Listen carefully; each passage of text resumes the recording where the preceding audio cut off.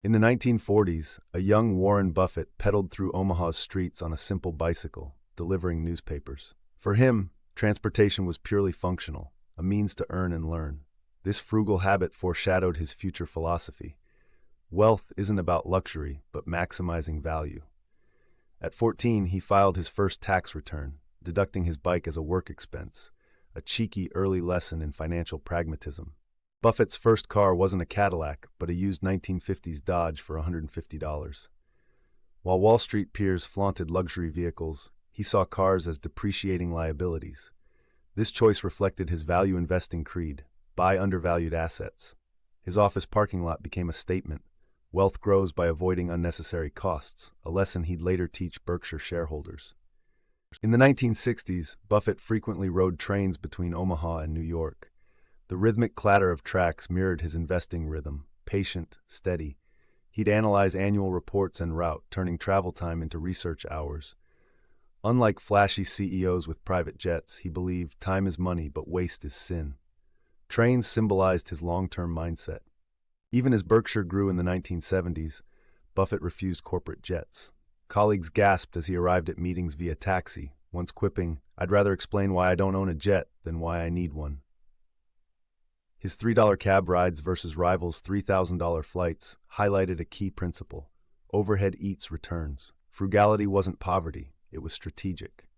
In 1989, Buffett finally bought a used jet, nicknaming it the Indefensible. The purchase pained him, but math won. Flying commercial wasted 500+ hours yearly. He joked, "I've gone from hugging trees to hugging pilots." This pivot showed his pragmatism. When an expense generates more than it costs, even ideals adapt. The jet's tail number? N887WM, world's most frugal. By the 2000s, 70-year-old Buffett traded his $45,000 Lincoln for a $60,000 Cadillac DTS, still used. "At my age, I buy safety," he shrugged. Critics called it lavish, but the math held. The car cost 0.03% of his net worth versus 3% for an average American. His lesson?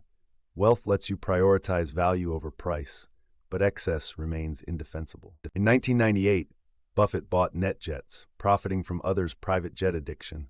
"When everyone's digging for gold," he said, "sell shovels." The irony? He flew NetJets sparingly, preferring his indefensible. The investment epitomized his ethos: you needn't indulge to profit from indulgence. By 2020, NetJets earned Berkshire $200 yearly, proving frugality fuels opportunity. Buffett's 2020s ride? A hybrid Cadillac XT6. Efficiency compounds, he noted, linking fuel savings to long-term returns. Even environmentalism to him was economic. Berkshire invested $30 in renewable energy. His car choice signaled a shift. Frugality now served sustainability.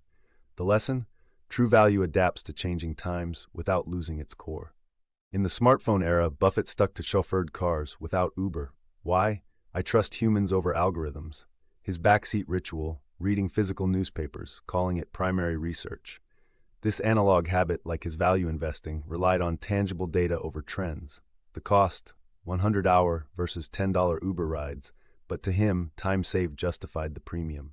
From Omaha paperboy to billionaire, Buffett's transport mirrored his philosophy. Money measures utility, not status.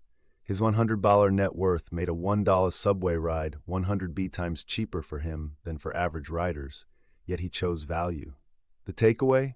Wealth isn't what you spend, but what you keep, and perhaps that's the ultimate luxury.